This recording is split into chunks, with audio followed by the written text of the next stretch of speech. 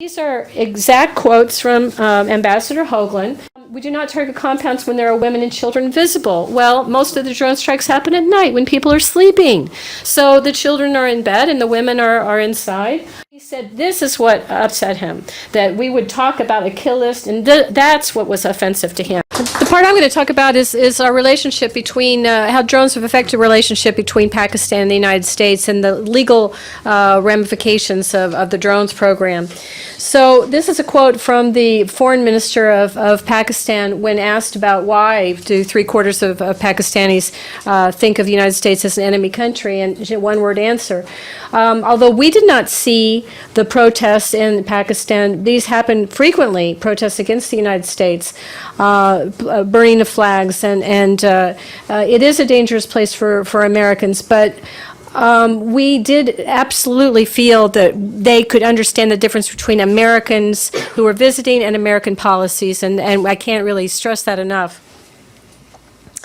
There are a lot of tenets of international law that the drones program violate.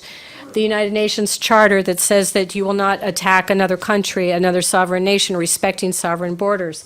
The Geneva Conventions that talk about how you treat people, escalation of violence and proportionality, giving fair warning, capturing people and caring for them, treating injured people.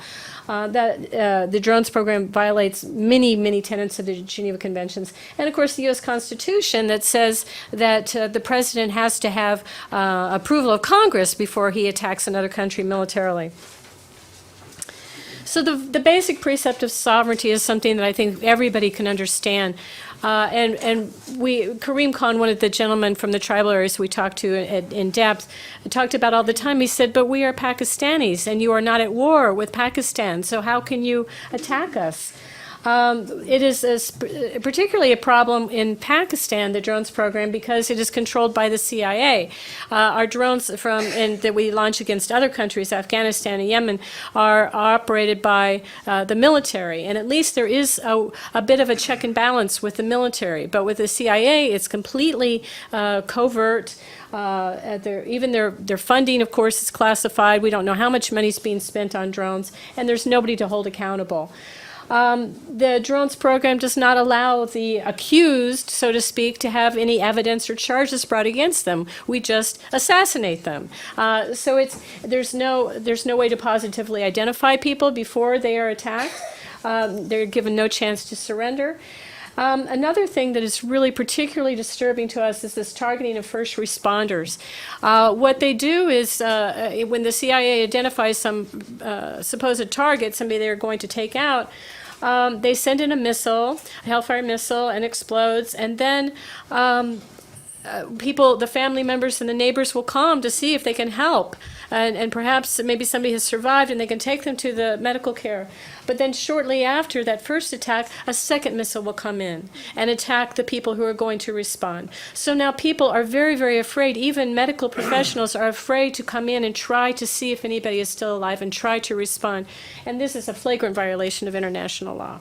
So what we have here, it's hard to read, it's in red, but the drones program are extrajudicial assassinations. We are murdering people outside all known norms of law. Targeting, at least Bush, as heinous as he was, he considered his strikes surgical. He had names of people. He was going after particular people. But the Obama administration started doing something called signature strikes, where if the target fits his criteria, and that would be any military-aged man, if you're old enough to grow facial hair and you're male, you could be considered a militant. And in fact, these two gentlemen here are victims, but they would be considered militants because that's how the Obama administration can. If you're a military-age male, you are considered a militant. The other way we ask about how does the CIA know where to target? How do they get their information? Because we don't have any military troops on the ground. So they're getting their information through informants, people who are being paid by the Pakistani intelligence, the ISI. And sometimes the Pakistani, the Pashtuns people who live in the region are paid to place what they call chips. And I don't actually know what it looks like, but they call them chips. And I suppose there's something like a little type of GPS device. And they are placed in the home or the car or the vehicle or something of somebody that they don't like, or somebody that the CIA wants to take out. So these GPS chips identify the supposed militants. The one thing that Kareem mentioned several times is that when the U.S. government claims after a strike has happened that, oh, we got the number 2 guy, we got this guy, and occasionally they will actually name a name of, we got this fellow here, and he was a high-level al-Qaeda operative. And then 3 weeks later, we kill the same person.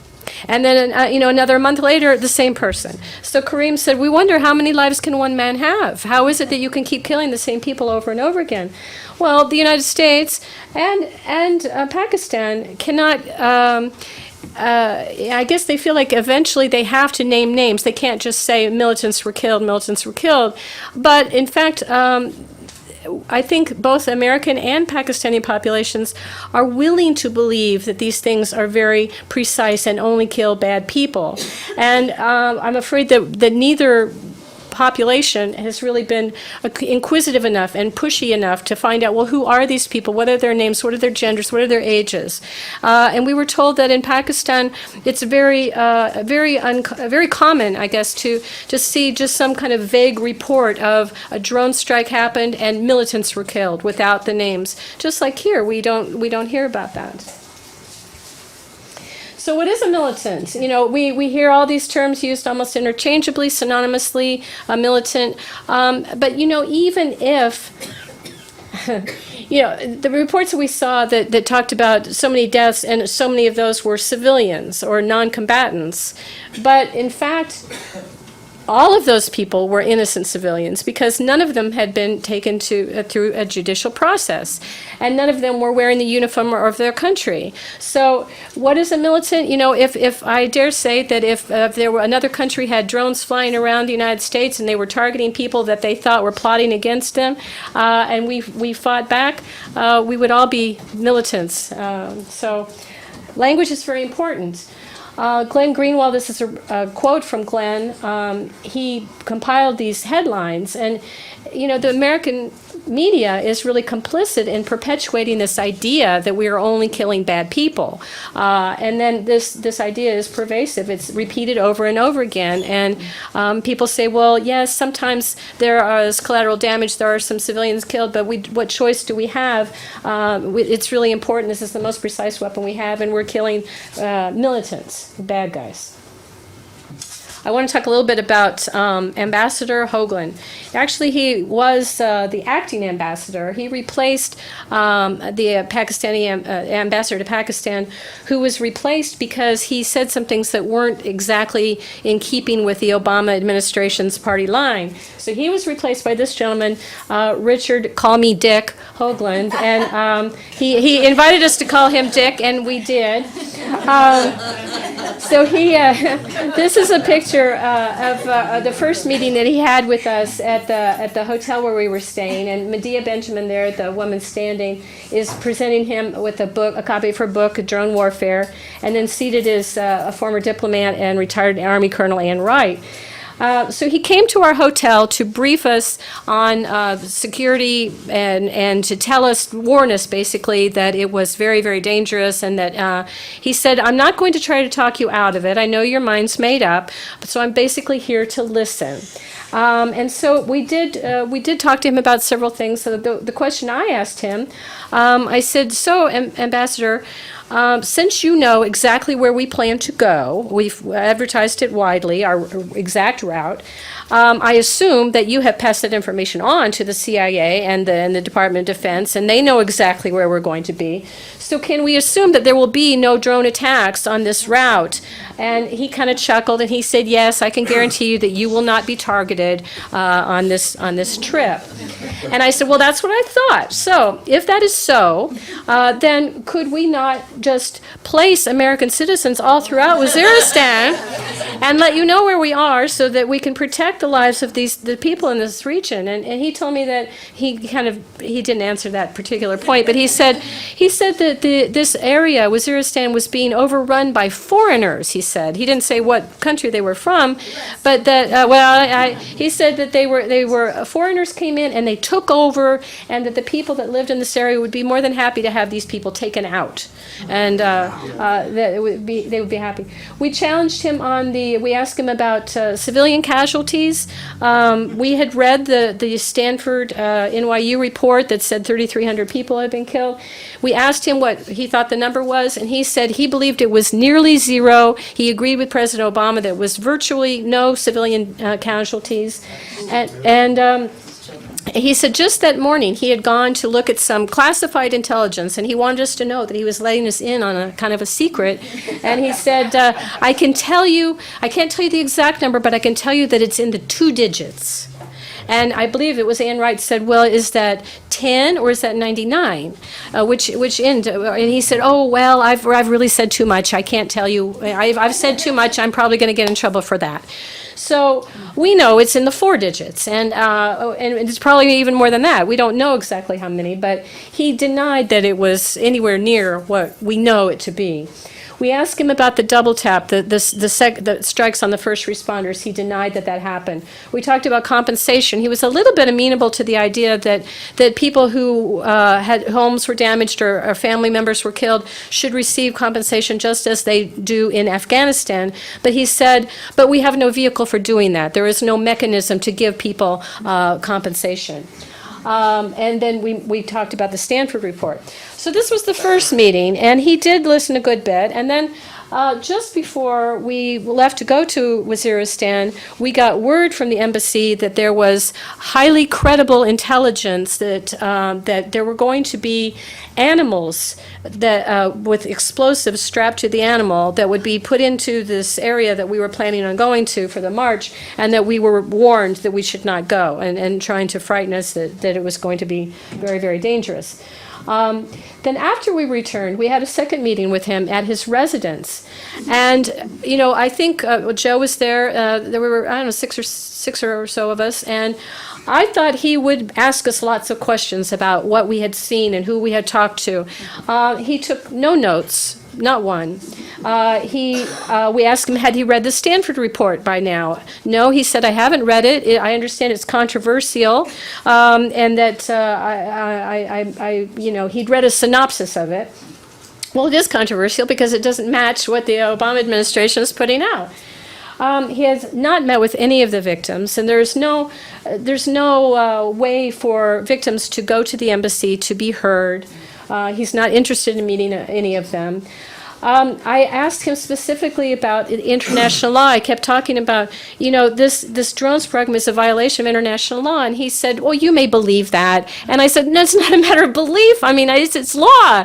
And I was just incredulous that this man was so in denial and not willing to admit that laws of sovereignty and targeting first responders, this is a career diplomat. This isn't just some appointed person that's sitting in a cushy diplomatic job. The man's been a diplomat for years and years and years.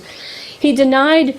I said, well, would you at least concede that the presence of these drones overhead 24 hours a day, buzzing overhead, and the residents knowing that they're there, that this is a type of psychological warfare? This is a type of mental torture. Would you not agree that? And he said, well, from what I understand, they fly so high they can neither be seen nor heard. And we had firsthand accounts that he could easily have known about had he read the Stanford report or had he interviewed any of the people that live in the area. He denied that our photos were real. He said that they were made up or they were created by intelligence. And he was just really indifferent. And what appalled me the most is knowing what we know, that the foreign minister said drones, this is the number one problem between the two countries. You would think, 2 minutes, that this would be a high priority of his, that you would think that he is the president's representative. You would think that this would be something that he would take a great deal of interest in. These are exact quotes from Ambassador Hoagland about the first responder, the double tap. And the operative word there are legitimate first responders. We said, well, what's a legitimate first responder? He said, well, like an ambulance, with a Red Crescent ambulance. Well, this is a very rural area. There are, barely roads, much less there are no Red Crescent ambulances. We do not target compounds when there are women and children visible. Well, most of the drone strikes happen at night when people are sleeping. So the children are in bed and the women are inside. And then this was the last thing. Ann Wright especially had, in our prior meetings and meeting with think tanks and academic institutions and stuff, she had talked about Obama's kill list, that on Tuesday he goes over this list and it's well documented. This was reported and he said this is what upset him, that we would talk about a kill list, and that's what was offensive to him. And he was very upset that we were perpetuating this idea that President Obama was deciding who shall live and who shall die.